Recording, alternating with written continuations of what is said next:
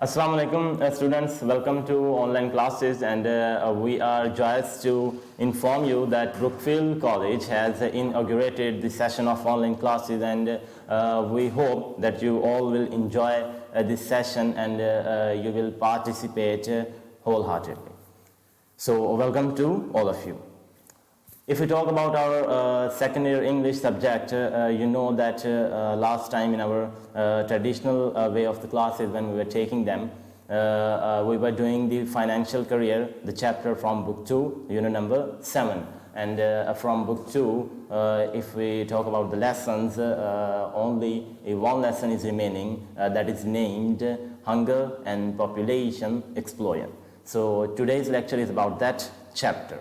And I want to tell you that about idioms, we left them on 150. So today in this lecture, you are going to study from 151. But first of all, we'll study our chapter.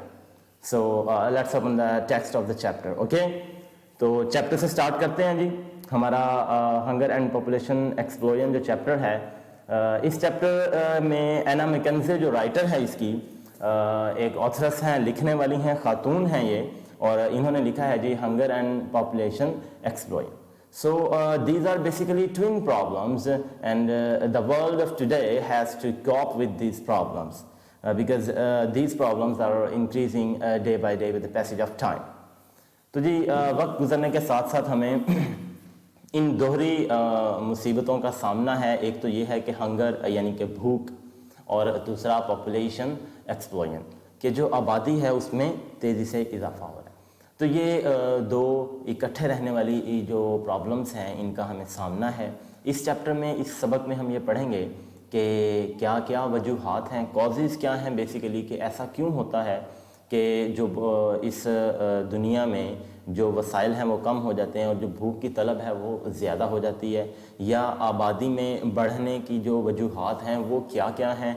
दूसरा हमें ये पता चलेगा कि birth rate क्या होता है, death rate क्या होता है, कौन से ऐसे स्केल्स हैं, मेथड्स हैं जिनके ज़रिए से हम ये नाप सकते हैं कि हम अब किस पॉइंट पर खड़े हैं, यानी कि कितनी हमारे पास जो गल्ला है वो मौजूद है और कितनी अभी भूख की जो तलब है वो इस दुनिया में बाकी है. तो ये सब चीज़ें हम इस चैप्टर में पढ़ेंगे, और उसके बाद जो ऑथरिस हैं ये एना मैकेंजी, ये हमें इनके हल भी कुछ बताएंगी कि हम किस तरह इसको सॉल्व कर सकते हैं. So let's start the text of this chapter. Hunger and population explosion bye Anna McKenzie. What is it like to be really hungry? भूखा रहने से असल में मुराद क्या है? I expect that at some time you have all come home after an energetic game of football or netball, or after a few hours when you have been too busy to eat and said, I'm starving. But this hunger did not last long. तो writer कह रही हैं कि आपने देखा होगा कि अक्सर औक़ात आप कोई फुटबॉल या नेटबॉल जैसी गेम खेलकर जब आप वापस आते हैं तो आपको महसूस होता है कि मुझे भूख लगी हुई है, और आप कहते हैं कि मैं भूख से मरा जा रहा हूँ. लेकिन आपकी वो जो भूख है वो ज़्यादा देर तक बाकी नहीं रहती. यानी कि जो कॉन्सेप्ट हम लोगों के माइंड में है भूख का कि जी हम काम करके आएंगे और वापस आएंगे तो हमें भूख लगी होगी, तो वो बेसिकली जो राइटर है वो ये कह रही है कि भूख का जो असल मतलब है वो ये नहीं है कि आपने कोई काम किया और आपको भूख लगी. अब हम ये पढ़ने चाह रहे हैं कि भूख असल में है क्या. The definition of hunger. If your meal was not ready for you, अगर आपका खाना आपके लिए तैयार नहीं भी था, after a few slices of bread and butter you forgot all about those hunger pangs. Pangs, pens, suffering.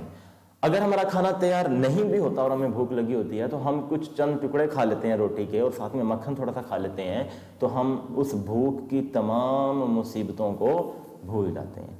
But hunger does not mean missing one meal और even meals for a whole day. तो एना McKenzie जो है वो कह रही हैं कि भूख से मुराद ये बिल्कुल भी नहीं है कि आप एक खाना छोड़ दें या आप एक दिन के सारे खाने छोड़ दें, बल्कि भूख से क्या मुराद है? It means never having enough to eat. This is the definition of hunger that is given by Anna McKenzie کہ بھوک سے مراد یہ ہے کہ کبھی بھی کھانے کے لیے مناسب مقدار کا میسر نہ ہونا. اس بات کا کیا مراد ہے؟ آگے اس کی ایکسپلینیشن دی جا رہی ہے. It means when you have had something to eat, at least as much again. اس کا مطلب یہ ہے کہ جب آپ کھانا کھا چکے ہوں تب بھی آپ کو اتنی بھوک لگی ہو کہ آپ یہ کہیں کہ ابھی میں اتنا ہی مزید کھا سکتا ہوں. یعنی کہ it also means a situation in which you are always wondering where the next meal is coming from or even if there will be a next meal. یعنی کہ اس سے مراد ایک ایسی صورتحال بھی ہے, آپ کہہ سکتے ہیں کہ ایک ایسی صورتحال بھی ہے کہ جس میں آپ یہ حیران ہوں کہ کیا اگلا کھانا ہوگا یا اگلا کھانا کہاں سے آئے گا. اگر یہ والے جو سوالات ہیں یہ اگر کسی شخص کے ذہن میں آتے ہیں then he is definitely hungry. یہ اصل ہنگر کی جو ڈیفینیشن ہے, جو تعریف ہے وہ یہ ہے. یہ تعریف نہیں ہے کہ آپ نے ایک دن میں ایک کھانا نہیں کھایا یا ایک دن کے سارے کھانے نہیں کھائے, بلکہ تعریف کیا ہے جی ہنگر کی؟ تعریف یہ ہے کہ آپ کے ذہن میں یہ چل رہا ہو کہ اگلا کھانا کہاں سے آئے گا یا اگلا کھانا ملے گا بھی صحیح. اور جو میجر اور کمپیکٹڈ ڈیفینیشن ہے وہ کیا ہے جی؟ Compact definition it means never having enough to eat, کہ کبھی بھی کھانے کے لیے آپ کے پاس مناسب جو آپ کی مقدار ہے وہ آپ کے پاس کھانے کی موجود نہیں ہے. Arthur Hopcroft of The Guardian said of starving children after visiting a nutrition center in Kenya.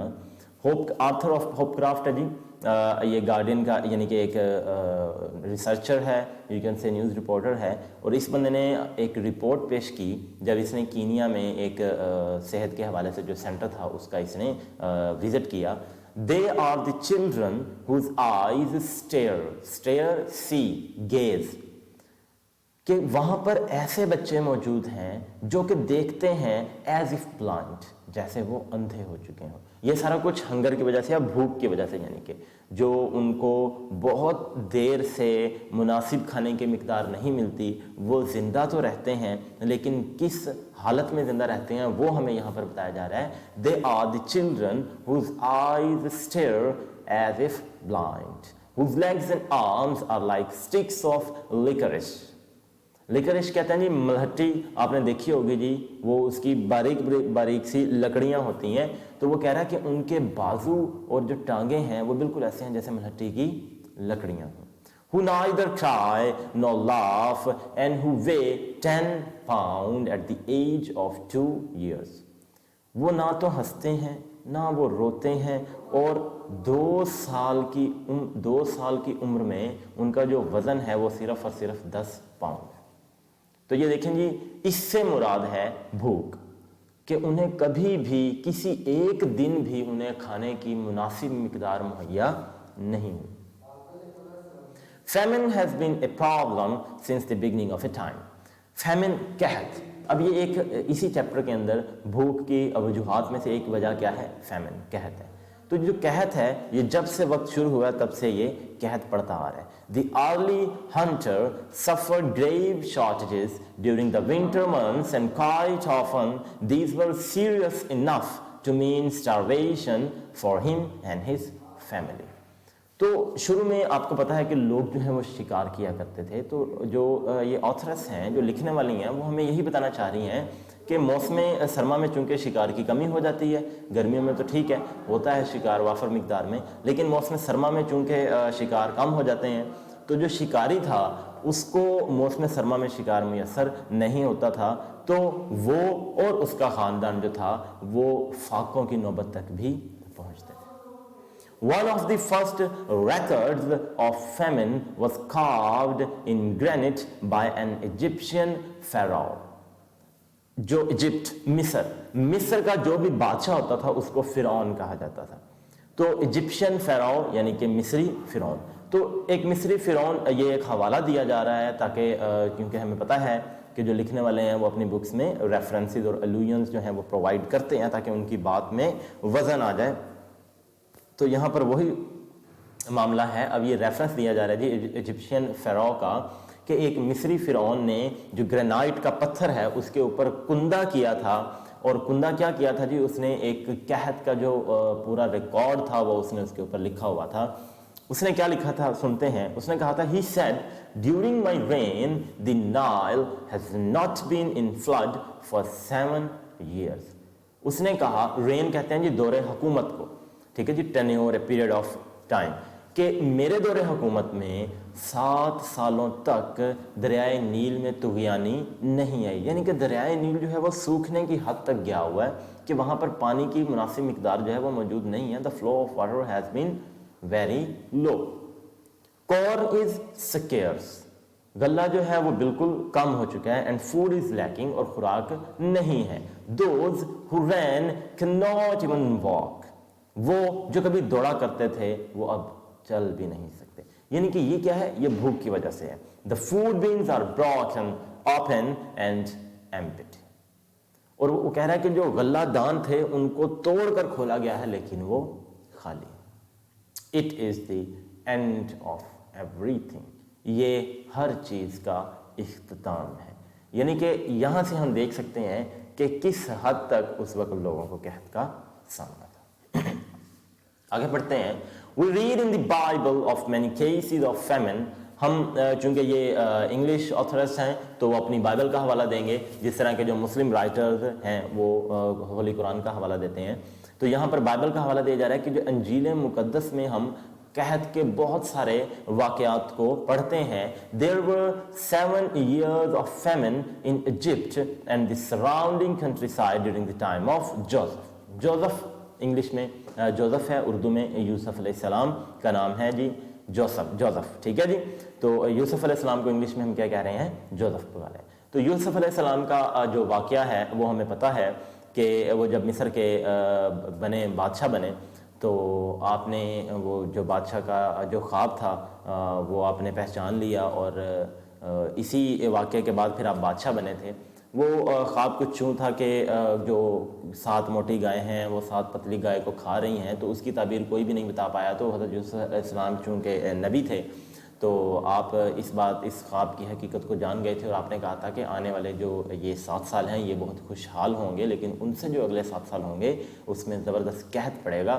تو پھر ایک پلاننگ کی گئی تھی، چونکہ آپ پروفٹ تھے، آپ سب سے بیٹر پلاننگ اس ٹائم کی کر سکتے تھے، تو آپ نے ہی بیٹر پلاننگ کی، اور اس بیٹر پلاننگ کی وجہ سے جو مصر تھا وہ قحط سے بچا رہا تھا، اور ارد گرد کے جو علاقے تھے وہ قحط کی زد میں آ گئے تھے۔ تو وہ پلاننگ یہ تھی کہ 7 سالوں میں لوگ کھائیں گے تو ضرور جو بھی فصل ہوگی، لیکن جو ایکسٹرا یعنی کہ جو آ رہی ہے فصل وہ اس کو سٹور کرتے جائیں گے، اپنے پاس محفوظ کرتے جائیں گے، تاکہ وہ جو اگلے 7 سال آ رہے ہیں جن میں خوراک بالکل بھی پیدا نہیں ہوگی، پیداوار کم ہوگی یا ہوگی ہی نہیں اور قحط پڑے گا، تو وہ اس ٹائم استعمال کریں گے۔ تو چونکہ یہ ایک پروفٹ، ایک نبی، ایک رسول کی پلاننگ تھی، تو یہ بہت بہتر رہ گیا، لیکن جو ارد گرد والے علاقے تھے وہاں پر ان کو بڑے مسائل کا سامنا تھا۔ تو یہ اسی واقعے کی طرف اشارہ کیا جا رہا ہے کہ there were 7 years of famine in Egypt and the surrounding countryside during the time of Joseph، کہ یوسف علیہ السلام کے وقت کے دوران مصر اور ارد گرد کے جو علاقے تھے وہاں پر زبردست قحط پڑا تھا۔ Widespread disaster was only avoided by the previous compulsory storage of food under Joseph's management during plentiful harvest, plentiful bulky bumper harvest، یعنی کہ یوسف علیہ السلام نے جو مینجمنٹ کی، جو انتظامات سنبھالے، ان کے تحت جو بھی اس وقت خوراک کو محفوظ کیا گیا تھا، وہ جو ڈیزاسٹر تھا، جو فیمن قحط پڑنا تھا، کیٹاسٹروفی ہونی تھی، تباہی خوراک کی وجہ سے، وہ اس کو اوائڈ کیا گیا، بچایا گیا، صرف اس لیے کیونکہ یوسف علیہ السلام کی جو بہتر انتظامی معاملات تھے ان کی وجہ سے وہ لوگ جو ہیں وہ بچ سکے اور خوراک محفوظ کر لی گئی ڈیورنگ پلینٹیفل ہارویسٹس، ان دنوں میں یا ان سالوں میں جب خوراک جو تھی وہ بہت زیادہ ہو رہی تھی۔ Egypt was saved from famine by this national effort, but many people in the surrounding countries were left hungry۔ مصر کو تو یوسف علیہ السلام نے اپنی یعنی کہ اس پلاننگ، اپنی بہتر انتظامی معاملات کی وجہ سے اور ایک قومی کوشش کی وجہ سے مصر جو تھا وہ قحط سے محفوظ رہا، لیکن جو مصر کے ارد گرد والے لوگ تھے وہ سب کے سب بھوکے رہ گئے کیونکہ ان لوگوں نے پلاننگ نہیں کی تھی۔ Joseph's own brothers came to Egypt from Palestine to buy grain. تو یوسف علیہ السلام یہاں پر کیسے ہیں، ان کا ایک پورا واقعہ ہے. قرآن مجید میں بھی کچھ اس کے واقعہ جو ہے اس کے کچھ حوالے جات جو ہیں وہ ملتے ہیں، تو آپ یہ پڑھ بھی سکتے ہیں.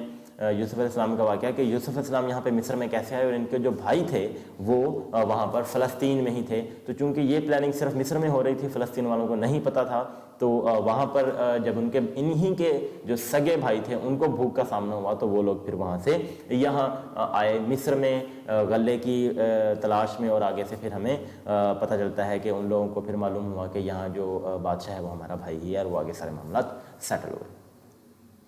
From the birth of Christ to about 1800, there are records of famine in Europe in 350 different years.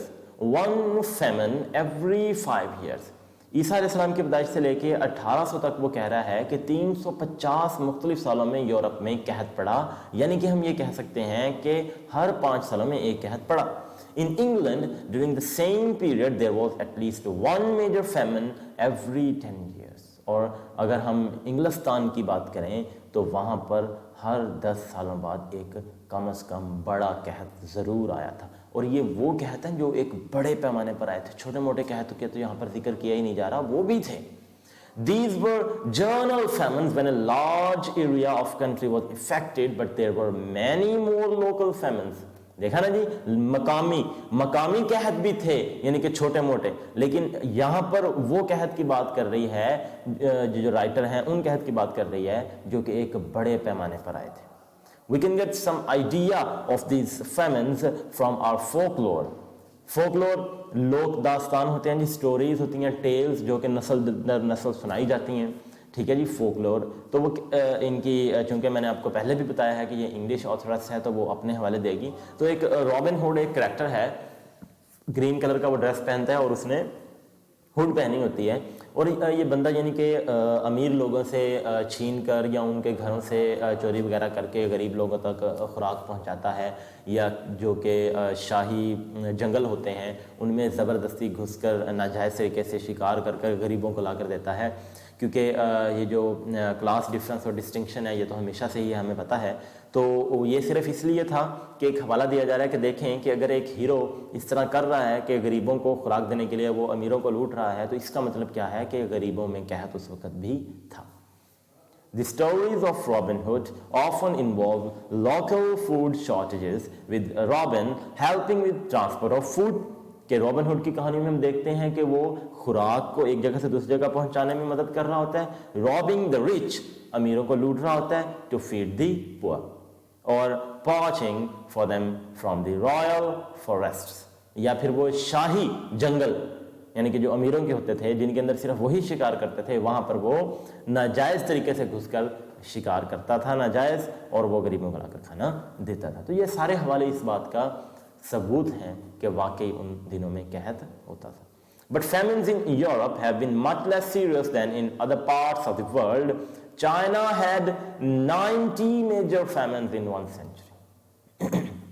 وہ کہہ رہا ہے کہ یورپ میں تو پھر بھی کم قحط پڑے تھے، حالانکہ ہم نے اتنی بڑی تعداد دیکھی ہے کہ جی ہر 5 سال بعد، ہر 10 سال بعد.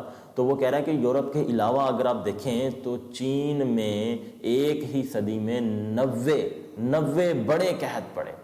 9.5 million people perished. 9.5 million. سب سے پہلے تو ملین دیکھیں جی، 1 ملین میں 10 لاکھ ہوئے تو 9 ملین کتنے ہو گئے؟ 90 لاکھ ہو گئے. اینڈ ہاف ملین کتنا ہوگا؟ 10 لاکھ کا آدھا کریں تو 5 لاکھ، تو 90 اور 5 95. تو 95 لاکھ جو لوگ ہیں perished, died, kicked the bucket، یعنی کہ وہ مر گئے، passed away. ٹھیک ہے جی، کہ کتنے لوگ مر گئے؟ 95 لاکھ لوگ مر گئے in single فیمن which swept north China in the last century, کہ پچھلی صدی میں جو کہ شمالی چین میں جو قحط پڑا تھا اس کی وجہ سے. The Russian famine in 1921 to 22 killed several million people. تو 1921 سے 1922 میں جو کہ روس میں قحط پڑا تھا اس سے بھی کئی لاکھ لوگ مرے. The 10 million died in the Great Famine of Bengal in 1969 to 1970. تو 1969 سے 70 کے درمیان جو قحط پڑا بنگال میں اس سے 10 ملین یعنی کہ تقریباً 1 کروڑ یہ اماؤنٹ جو ہے وہ بنتی ہے. فگر دیکھ لیں آپ کہ 1 کروڑ کے نزدیک 10 ملین لوگ یعنی کہ جو ہیں وہ موت کے منہ میں چلے گئے. As recently as 1942 in Bombay, 1 million starved to death when the rice crop failed. اور اگر ممبئی میں دیکھا جائے تو جب چاولوں کی پیداوار نہیں ہوئی تو 1942 میں بھی یہی معاملہ تھا. In India in 1964 to 65 there was the worst famine of the century owing to the failure of the monsoon, and many countries gave aid on a large scale and tried to help. تو ہندوستان میں دیکھا جائے تو 1964 سے 1965 کے دوران کیا ہوا تھا جی معاملہ, قحط پڑا تھا ایک زبردست, اور مونسون کی بارشیں نہیں ہوئی تھیں تو لوگوں نے, بہت سے لوگوں نے مدد بھی کی تھی, بہت سے ملکوں نے ان کو ایڈ بھی بھیجی تھی. However, imported food could not solve the problem even if there had been enough availability. The ports could not cope with all the ships bringing the cargoes, and the transport problems were so great that the food could not have been distributed to many of the isolated and hardest hit areas. خوراک تو لوگوں نے تو مدد کر دی, لوگوں نے بھیج دی, معاملہ سارا ہو گیا, لیکن کیا ہوا جی, جو کشتیاں لے کے آ رہی تھی خوراک وہ صحیح سے ان علاقوں میں پہنچائی ہی نہیں جا سکی جہاں پر زیادہ تر قحط پڑا ہوا تھا. A year later, India still faced an even worse threat of famine, اور ابھی بھی خطرہ تھا کہ قحط جو ہے وہ پڑ سکتا ہے. ٹھیک ہے جی, یہ ہم یہاں تک کرتے ہیں. تو فیمن سے ہم آگے سٹارٹ کریں گے. اپنے ایڈیمز پر آئیں. دیکھیں جی 152 آپ نے اپنی ورٹیکس سے دیکھ لینا ہے. آن دا ایو آف, اس کا مطلب ہوتا ہے کسی موقع پر. The prime minister was given a salute of guns on the eve of completing his tenure, کہ جو پرائم منسٹر ہیں ان کو ایک سلیوٹ دیا گیا ہے کس موقع پر, کیا کام انہوں نے مکمل کیا کہ انہوں نے اپنا جو ٹینیور ہے وہ پیریڈ جو تھا ان کا 5 سال کا انہوں نے مکمل کیا, تو انہیں ایک اعزازیہ پیش کیا گیا. On the horns of dilemma, اس کا مطلب ہوتا ہے مصیبت میں, مشکل میں. He is on the horns of dilemma whether to marry her or not. Pros and cons important ہے, فوائد اور نقصانات. We need to look at the pros and cons of our plan, کہ ہمیں اپنے منصوبے کے فوائد اور نقصانات دیکھ لینے چاہیے. ریڈ بٹوین دی لائنس, اس کا مطلب ہے جی اصل مطلب جاننا, حقیقت جاننا. A wise man can read between the lines, ایک عقل مند آدمی ہی مطلب اپنا سمجھ سکتا ہے. ٹھیک ہے اسٹوڈنٹس, آپ سے ملتے ہیں اور خوشی سے پڑھیے. بالکل آن لائن کلاسز میں آپ تمام جو سیشن ہیں اور کلاسز ہیں ان کو جوائن ضرور کریں اور اس کو جاری رکھیں گھر پر بیٹھ کر اس تعلیم کو. تو اگلے لیکچر میں ملتے ہیں جی. اللہ حافظ. See you soon.